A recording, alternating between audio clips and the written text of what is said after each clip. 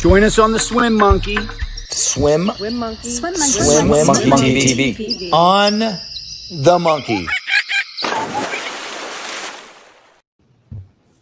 Hey gang, Seahorse Tales here at Florida Swim School on Swim Monkey TV, presented by Florida Swim Network. I am here again to discuss water safety, and this platform is allowing me to share tips on water safety and swim lessons. Thank you, producers Joe Hour and Best Hour. And today we have a great show with lots of information. So we're hoping for lots of viewers, or at least share with your friends what you're hearing. You can watch later, doesn't have to be live. I'm going to start with Adam Kaczmarchi. He's the Executive Director of the National Drowning Prevention Alliance. Thank you for being here, Adam. And we have fabulous Dara Torres, 5-time Olympian, 12-time Olympic medalist. Thanks for being here, you two. So we're going to do a lot of chatting about water safety and how we can continue to educate our communities. But Adam, let's start your world in aquatics. How'd you get started? Yeah, so I was originally going to go to school for journalism, and about my junior year of high school, I took a lifeguarding class, and I was not a strong swimmer. I was told you are not going to pass this class. I powered through it and started working for a local community pool, and just kind of fell in love with aquatics, changed everything up in my career path, decided I was going to go to university for something to do with aquatics and lifeguarding, decided to go be a high school health and PE teacher with an emphasis in aquatics. And one thing led to another, decided to go more the facility management route, went for a master's degree in sport management. And while I was doing my master's degree, I got introduced to the National Drowning Prevention Alliance. And, drowning prevention and water safety really impacted me when I met the first family that had lost a child to a drowning. And now I've worked with over 100 different families that have lost a child. But that really spoke to me as I was going through my master's degree. I also fell in love with the research side and academia in general. So I decided to go forward and do a PhD and focused my research on water safety and drowning prevention. So now I have the awesome privilege with my flexibility with the university I teach with to not only educate future aquatic professionals and educate those about water safety and drowning prevention, but also work with NDPA and continue to push water safety and drowning prevention nationwide. Does your position at the university help with the position at NDPA? Can you correlate them at all? They did for a while. I actually just stepped down as the university aquatics director. I was the aquatics director for 5 years. I ran a lifeguard staff of about 40 lifeguards every year. And with COVID, unfortunately, the pools are staying shut down. So I am back to just being a regular faculty member now. But yeah, the really cool part is, some of the courses that I'm teaching even this semester, I really get to bring in water safety and drowning prevention to them. And I'm a lot of times working with future health and PE teachers that are going to go out in schools. So if they can kind of get introduced to water safety, drowning prevention, learn the resources that are out there, the goal is that they're taking that out to their school district and educating children. Oh, awesome. I love that. All right, Dara, how are you today? I'm good. So we've talked a lot about drowning prevention, you and I, and swim lessons and things like that. But what I never talked to you about yet was, how did you get introduced to swimming? Do you remember swim lessons? And then take us through that journey that took you through your competitive swimming and then on to drowning prevention.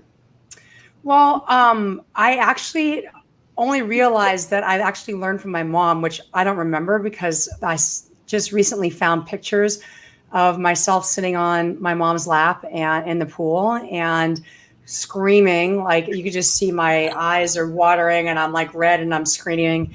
And I guess I wasn't happy initially to be in the water, but I grew up with a fence around our pool. So my mom had us very water safe. She had us in the water. I mean, I must have been maybe, I want to say like 5 or 6 months old in that picture. So she had us in the water at a very, very young age. I have 5 other siblings. And like I said, we had a fenced pool. So that was very productive.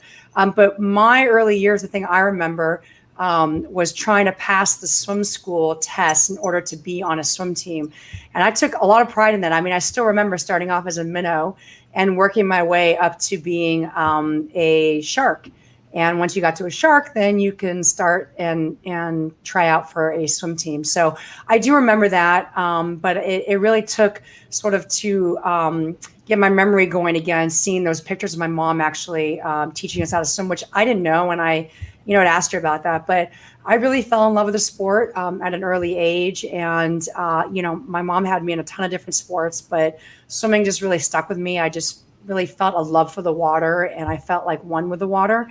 And so I stuck with it. A lot of you know that I had a very long swimming career. I swam in 5 Olympic Games. My first Olympics was in '84. My last Olympics was in 2008. At that point in 2008, I had just had my daughter. And we live in Florida, where there are a ton of bodies of water, whether it's ponds, lakes, the ocean. Just Florida is all water. And one of the first things I had to do when I moved into my house with my daughter was put a fence around the pool, because that's per regulation. But I also wanted her water safe. And it didn't necessarily mean I wanted her to be an Olympic swimmer. I was going to let her choose what she wanted to do. And it turns out she likes lacrosse much better than swimming. So I had her doing swim lessons, because ever since she was, I want to say like 6 months old, I just thought it was really important for her, if there was ever a situation where I wasn't around, and she got in a situation where she was around water, I wanted her to know how to turn over, how to get to the edge of the pool, just to be safe.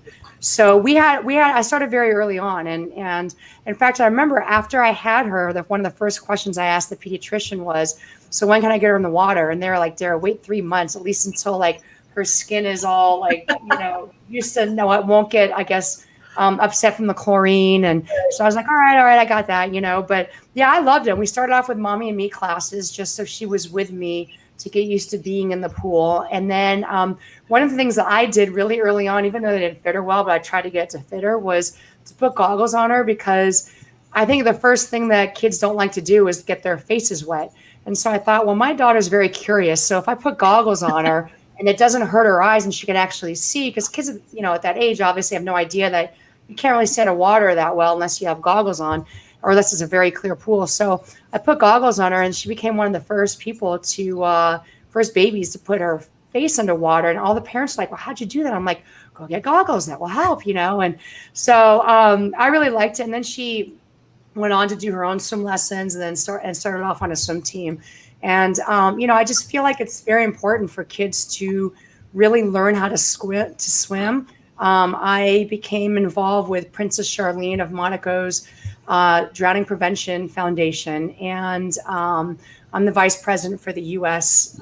Part of it. And when I knew that drowning was a big issue around the world, but I had no idea how many people actually die from drowning a year, and that just boggled my mind. So when she asked me to be part of it, that was something that I really wanted to do, and I actually wanted my daughter to be involved with a little bit too. So Kara has, Adam, but Kara hired my daughter to start off in the doldrums and hopefully work her way up to hopefully one day being a swim instructor. But she's working at Kara Swim School now too, and really enjoys it. Yeah, it's awesome. I just love how everything goes full circle, right? It really does. and then with Dara as the representative for Princess Charlene of Monaco, then I ended up getting a grant that I applied for from the same foundation, and we have foster kids who came here to do so. It's just amazing how that happens. And we all know that, right? Everybody in this industry, everybody who has swimming background knows that drowning exists, and you really need to learn to swim, and you need to know about water safety. But I think today, and what I want to really dive into, pun intended, is how to reach those people who maybe don't know about it, or just, I don't swim, don't want to swim, don't need to know type of thing. I have some slides we can go through, and if we can, okay, so perfect. So this statistic, and I know a lot of people viewing this might already know these things or might not. But I just want us to talk about them. I mean, isn't this alarming? The leading cause of accidental death, that's unbelievable. And I know it's been that way for a while, right, Adam? It has, and what's really interesting, so I have been going around the country. I do a lot of conferences, well, before COVID, and I came up with a presentation called "The Hard Truth of Drowning." And we always want to make ourselves feel good that we're making an impact on the drowning rates. The problem is, myself as kind of a data nerd.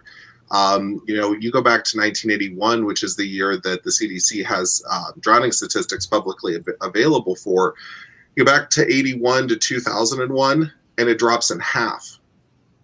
And then when you get to 2001, we've pretty much been at the same drowning rate ever since then. And we really need to get that impact through. And one other thing I want to add in, Kara, is the fact that we spend a lot of time talking about fatal drowning. But it's estimated that for every child that dies from drowning, another 4 to 5 actually are admitted to the emergency department for a non-fatal drowning. And everyone seems to think that, well, we say non-fatal drowning, oh, the child's okay.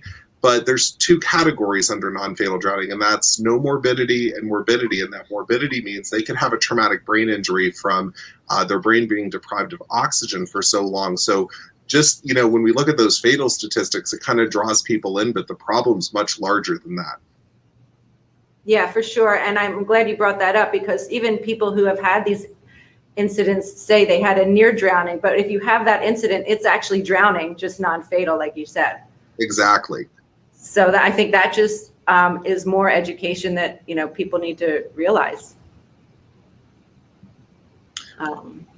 Oh, absolutely. I mean, the one thing that I hear in talking with so many parents who have lost a child to a drowning is, I didn't know. And, that really stung me the first time I heard it. And I hear it from so many parents whose child has experienced a drowning, whether it be fatal or non-fatal, is it happened so quickly, and they didn't know that it was the leading cause of accidental death for children, especially 1 to 4. And that just, we try to push it out there as much as we do, especially in the water safety community. But I constantly hear parents saying, I didn't know. Yeah. So, I mean, Dara, you, through the foundation, I know they're always pushing, the education part of it and trying to reach as many people as they can just to get the knowledge out there. Yeah, they are. And, Princess Charlene really has some wonderful ambassadors who are very high profile that makes it a little bit easier for her, because she has these, like, what's his name, Novak Djokovic, and, there's so that she literally went to like each sport, like rowing and tennis and swimming and all these different sports, and got them on board as her ambassadors to really get the word out about how important it is to teach people about drowning prevention and how to teach your kids and even adults. Because I know, Carrie, you mentioned the other day that you really had a lot of fun teaching adults how to swim. And I didn't even know that adults came to your swim school. I thought it was just for kids. And, just to get the word out there about how important it is and the steps you can take to prevent drownings, throughout the country and throughout the world. So she's really done a good job with that. Yeah. And I love that she's taken other sports to do it, because that's kind of what I'm talking about. I'm talking about reaching the people who aren't involved in the sport of swimming or any water sports, because they're the ones we want to reach now, the ones that can help spread the word. So, Adam, I don't know if you do this. I do it though. Like if I'm at the grocery store and I see a stroller and, I'm going to engage in a conversation. I mean, right now, obviously I'm a little bit limited. I'll step back, or I see him in the parking lot, putting the kid in the car seat. Hey, do you know anything about swim lessons? Are your kids in swimming? I'll give a business card that, gives them a free lesson, just because it's about those connections, just making sure you put something in their brain that says, wait, do I need to have swim lessons for my kid? I never thought of it, until they're 4 or whatever, the person who's not used to being around it. Yeah, absolutely. I love engaging in those conversations. And I'll tell you, one of our partner foundations at NDVA is called Stop Drowning Now. They came out with an amazing shirt a couple years ago, and it was my favorite airport shirt, because it basically said on the back, ask me what the leading cause of accidental death is for children. And what a conversation starter, because a lot of people would be standing behind me in line and actually ask the question, and then it gets them engaged. And like I said, it still goes back to even, just the general public.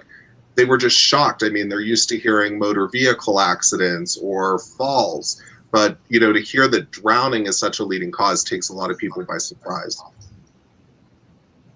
Yeah, no doubt. And what about, like, I just put this slide up because, oh yeah, water's everywhere. And Dara mentioned that Florida with all this water, but it's really, imagine the people who, when they were going on vacation and they're not exposed to swimming, they weren't exposed to swim lessons, all of a sudden, oh, there's this nice hotel pool and oh, this is going to be fun. And it's like, I wish that we could get this out even at those hotels, like, hey, there are risks involved, because I feel like hotels, they don't want to talk about the risks because then it's negative. And I think we start a way to do that. Well, and you bring up a great point, right? Which I think we're going to get to a little bit later, is kind of that effective messaging. And you really don't want things put in such a negative connotation because, I always give the example, the pool that I grew up in at one of the high schools in my hometown has this beautiful rule board that the art department created. What is the first word of every sentence? No. No. Yeah. And no one reads that. I mean, no one wants to, be told what they can't do. They want to be told what they can do. And I think what's really interesting, I think I saw it come up on the screen earlier, is, we talk a lot about childhood drownings, but children are only about 1/3 of the drowning deaths in the U.S. every year. Adults actually make up 2/3. Now, granted, we're dealing with a larger age range with adults than we are with the children, adolescents, and teenagers. But, adults are more likely to drown, and teenagers as well, in open water environments, not so much in the home or around the home, but away from the home. So kind of understanding where people's risks are and, really where they feel comfort at, right? Because you bring up the point that if, you end up in an environment maybe you're not familiar with, you don't know what the water depth is. If it's murky water, what's underneath the water? Is it actually a safe designated swimming area? Yeah. And, unfortunately here in Florida, Dara, and I know you agree, when there's storms coming like now, you will get those people that have zero experience in water who must go down to the beach and jump in the ocean during the storm, and then, the rip current, and then sadly you hear of the tragedy. But that's just not knowing. So again, it's about finding out the ways to get people to realize what's going on out there. And the lifeguards do a great job of that, by the way. We were doing ocean swim lessons over the last 2 months, and we would randomly ask the lifeguard to come down and just do a quick talk, and they're always more than welcome, more than happy to do that with a lot of knowledge. And it's always good for the kids and the parents who are there to hear it from another source rather than the same swim school over and over again, because of course we're going to be telling it, but to hear it from more places is definitely better.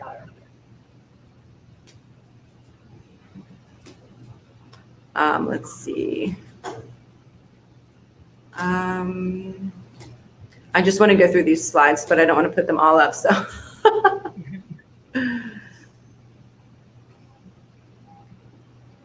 So I created, Adam, I talked to you about this, and Dara, I know as well, that I created this online course, but most importantly, what you're going to learn is that you can save lives, and you don't have to be a teacher or an educator. You don't have to have a classroom in front of you.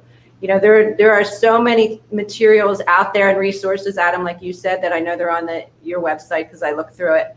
And that's why I created this too, to try and get to the people who aren't going to the places to learn it, or during this time when the kids aren't in a classroom, the parents can actually take the course and deliver it. It's not overwhelming.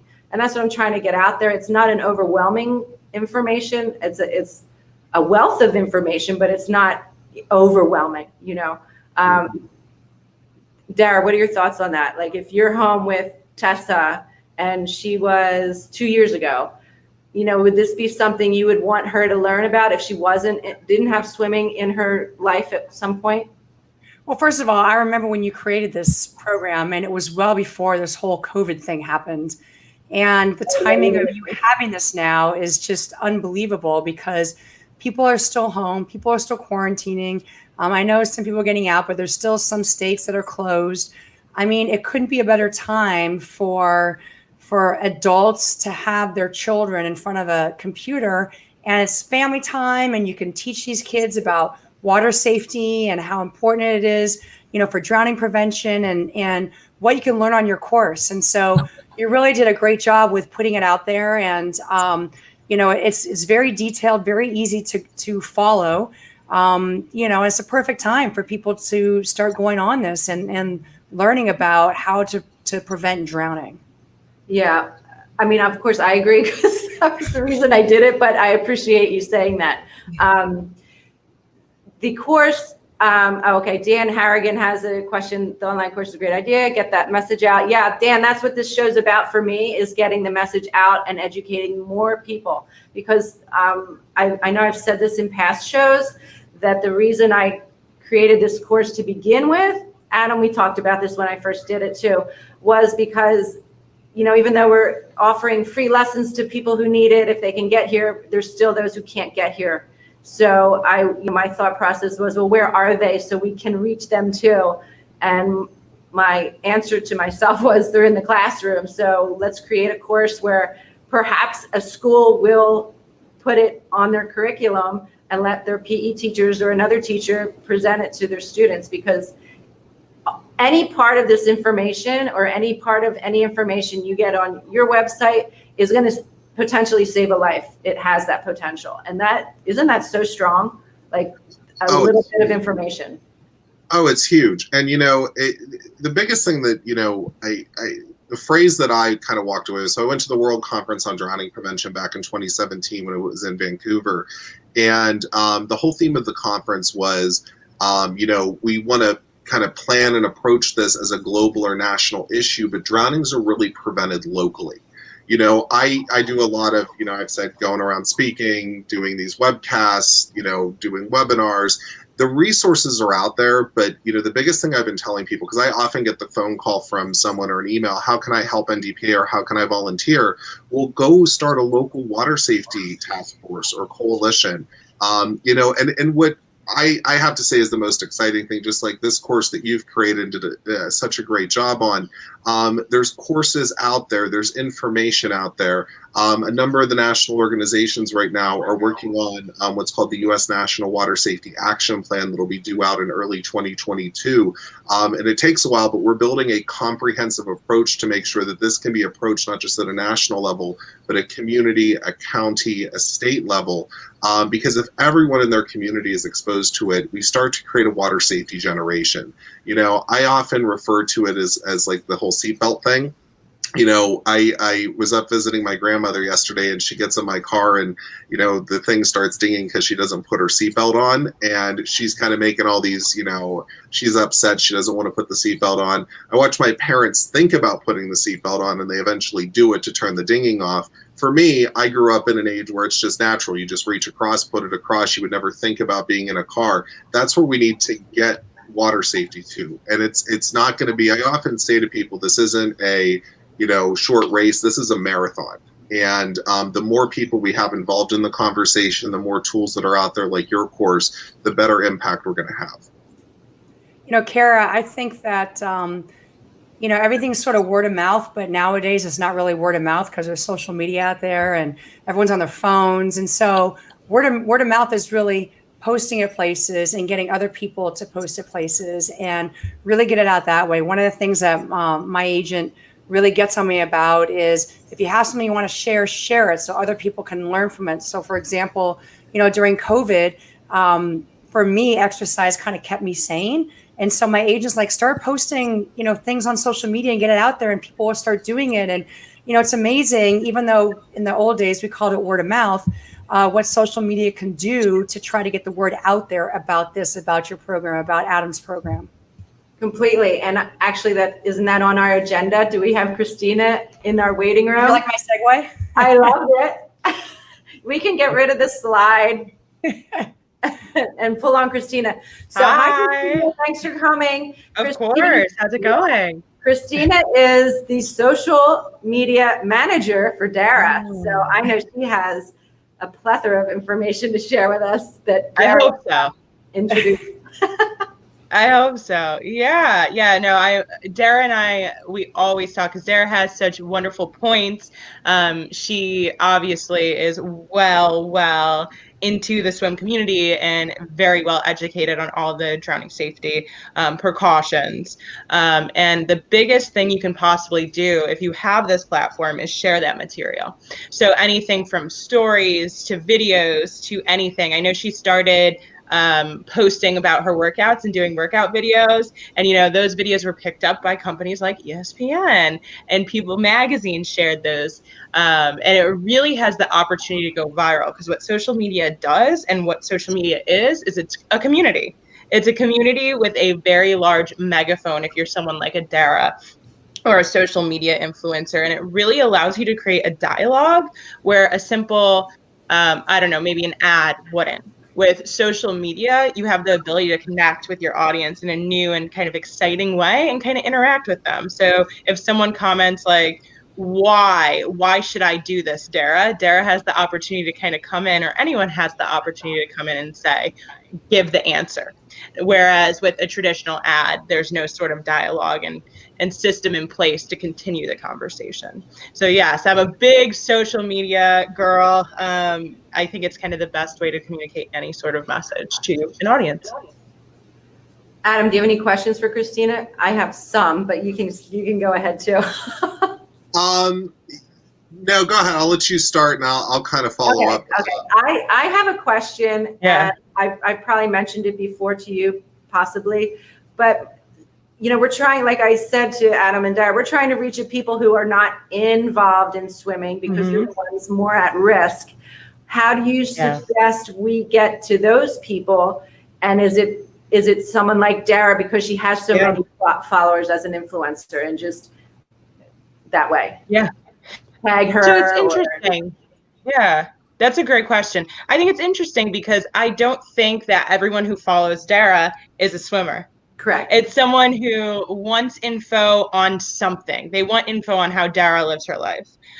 So I don't think her community is exclusive to swimmers in general at all. So I think the best way to kind of start the conversation is if you're scrolling through social media, what are you seeing? You're seeing pictures by the pool.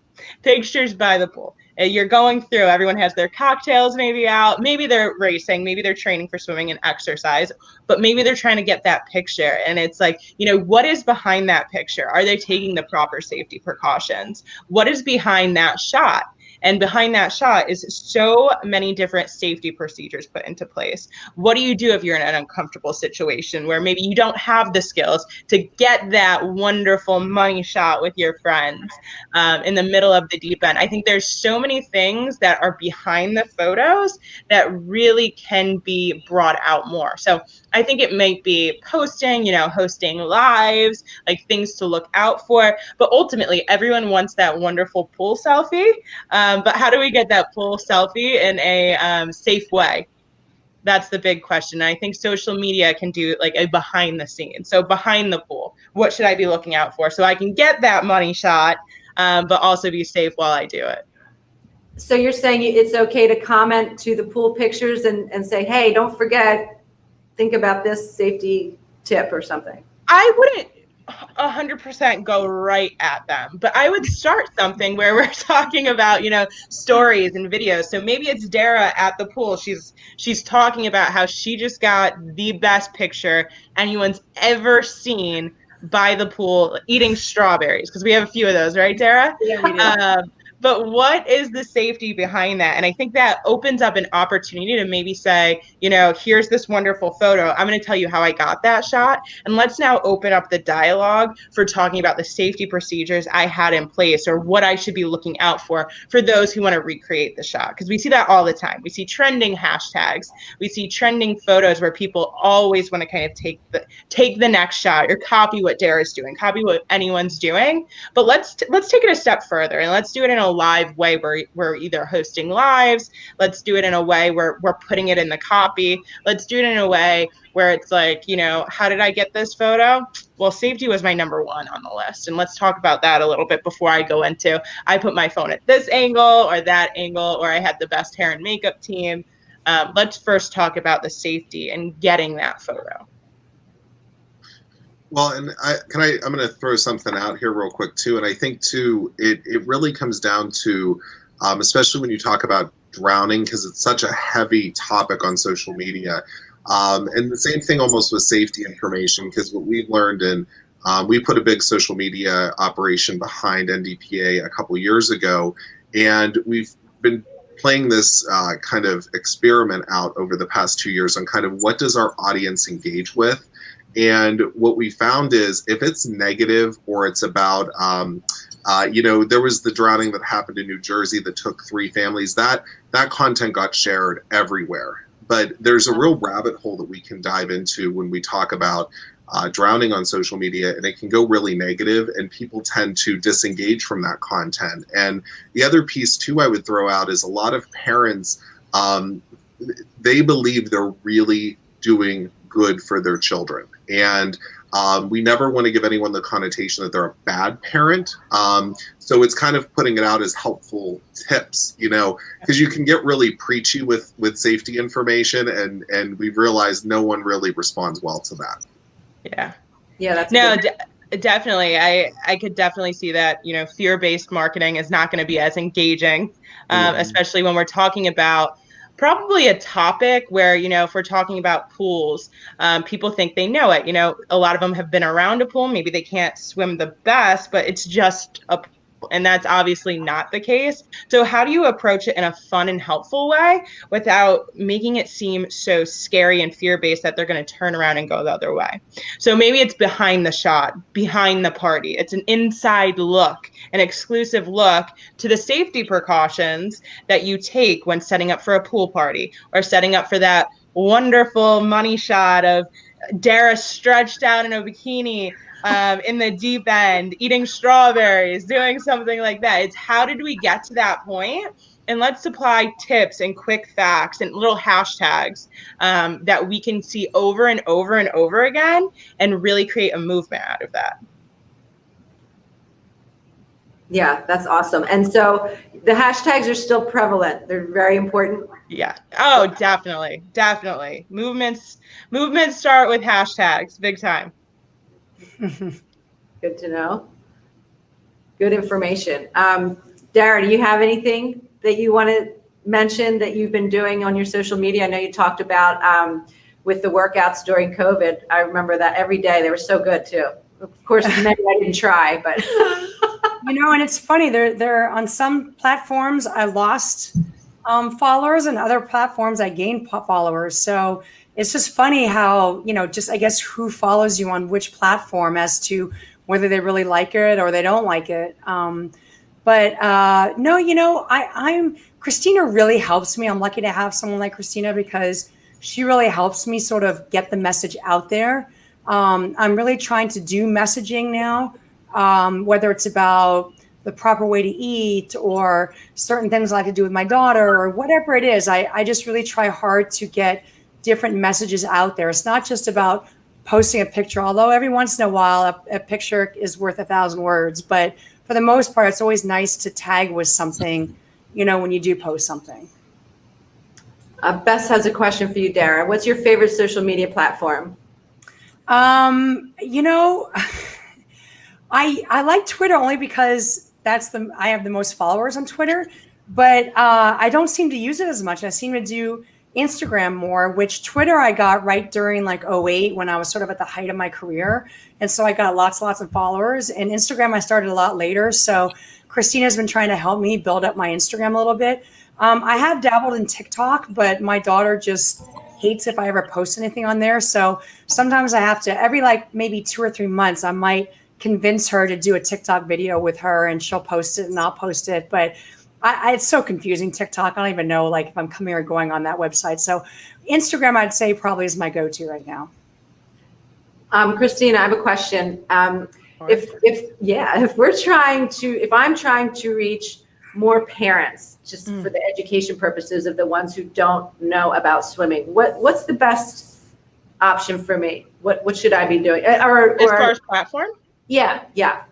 That's an interesting question. And it's interesting because the way the social media cycles work are so unique. So a lot of times a social media platform comes out and kids are the first ones who flock to it. And then over time, the parents want to see what's happening, what's going on. And then it's a flood of parents and it's no longer cool and the kids move to the next one. So it's an ever growing pattern of this cycle of just kind of aging up and aging up. I think every platform has something unique. And I'll just take a TikTok versus an Instagram. 40% of TikTok users are not on Instagram. So you're also reaching a new audience. So there's not as much overlap as you would think. People tend to really enjoy their social media platforms. People really tend to like one. Maybe they have an account on one and don't use it. But if you want to really reach kind of the most people, I would say definitely be on every platform you can possibly be on. Facebook, longer form content, longer form videos. Instagram can be photos with long captions, doing lives. Stories are fantastic for Instagram. And then TikTok, the more content, the better. And while people think that a platform like a TikTok may lean more towards kids, and in a lot of ways it does, their secondary audience is actually their over 35s. So after 18, it actually jumps. Their secondary audience is 35 and older. And that's a very rapidly growing platform for adults. And again, a platform that probably does not have Instagram, a lot more Android-based users. But I think it's really about creating a strategy that works for the platform. Again, Twitter, it's tiny bite-sized pieces. It's what am I thinking right now? Quick tips, here we go. Facebook, longer form content, filmed in the correct dimensions. That's super important.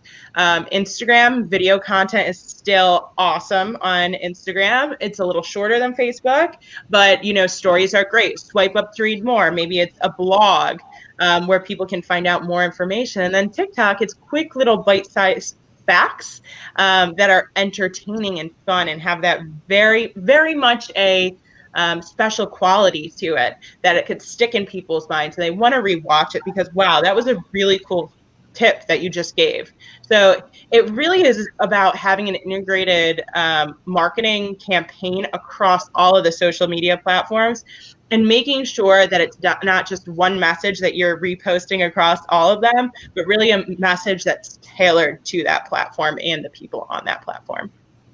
Yeah, that's great advice and a little bit overwhelming. Yeah. It can be a bit overwhelming, but I think at the end of the day, once you get going with it becomes second nature. And it's not as much you would think, I need a full thing of hair and makeup to go on screen. I need the best camera possible to take this shot, the best iPhone out there, the best Android phone out there to take it. There's a personal aspect and I'm picking up the phone and I'm going to talk about this topic right now. I'm doing it right now. And that really gets to people in a way that your traditional studio content, even across any of the platforms, doesn't really reach. So while professional content is great and you should have those photos or those infographics with the high-end pixels, it's the most beautiful thing you've ever seen, artwork. You can hang it in your house. The personal aspect of social media is what really builds the community and really creates messages. So you want people to pick up their phones and do it too. I like it. Appreciate that. Adam, what are you going to try first? Well, Christina's bringing up a lot of points that we've been experiencing over the years. Yeah. I mean, when I came into NDPA, which I got to tell you, I'm horrible at my own social media, let alone running an organization's social media. So I quickly found someone else to run our social media. I meet with our marketing and social media team every week, and what's really been challenging to find is we started expanding. We were on Facebook, we were on Twitter, we were on LinkedIn, but then we started to reach out to Instagram. And I love what Christina said because our initial approach with Instagram was, well, we'll just repackage the content. that we've already been developing for Facebook and Twitter and take that same approach, and we didn't get any traction. So trying to figure out kind of what audience you have there and what they're responding to is one of the most important things. And the other thing I'll tell you too, it's in our experience with NDPA, it's not just the number of followers that you have, but the actual engagement that you're getting with your content, because you could have, a million followers, but if they're not actually engaging with your content, it's really worthless. So just because you don't have a huge number of followers doesn't mean you can't get engagement with your content. And it also doesn't mean they're not looking. Yeah. So, because that's how I feel as well. Like someone will say, "Oh, I saw you're posting blah blah blah," and I'm like, "You're not even a follower," So it's interesting. So, yeah, good stuff. Well, this has been great and super informative. Christina, I want to ask if you have any closing remarks. Yeah, I mean, again, I think when talking about social media influencers, you have to really look at what social media is. So while social media, when we go on social media, what we're looking for is to engage with other people. What we're looking for is some sort of almost escapism experience where we can look into somebody's life. And especially with COVID and not being able to maybe see other people as much, social media has really been that place to kind of grow, flourish, and interact. So now more than ever, people are wanting to interact with each other over digital. And it's really about remembering that it is such a social experience, and making sure that any sort of marketing campaign has some sort of dialogue or some sort of engaging feature where it's not just here's a fact, now do with it what you want. It's really, here's this fun fact and here's how I do it. I want to show you an inside look on how I make sure my pool's safe and my children are safe.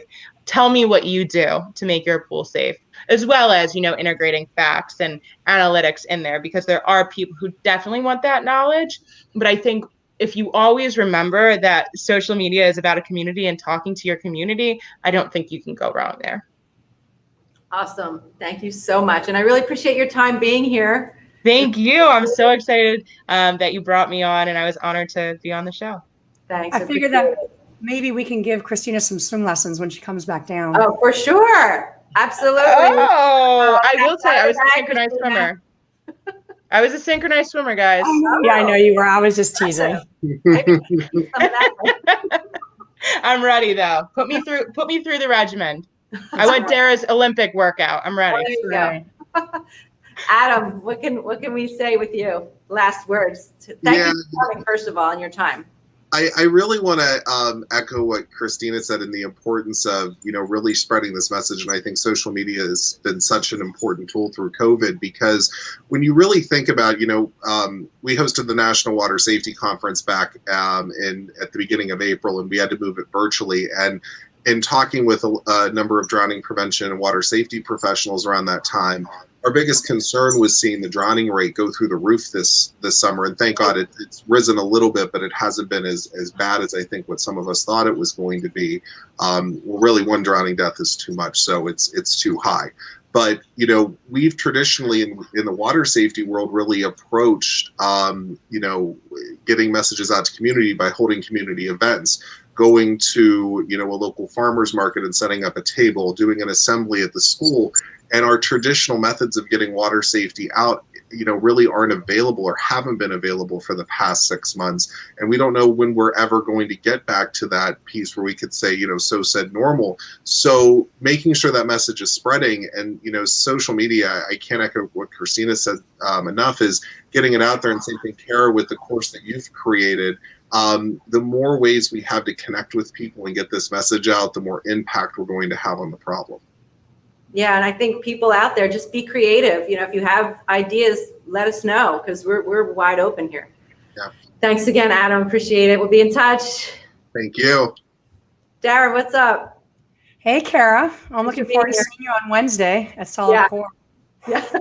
I got Christina into it, so she hasn't started yet back in New York, so she's kind of bummed. Yeah, so I heard. Hang with us. But I just want to make these last couple comments about you, actually, Kara, because not only being a great friend of mine, I see how hard you work at your swim school, and I'm 100% behind you with your Florida Swim School, and your online water safety curriculum is just unbelievable.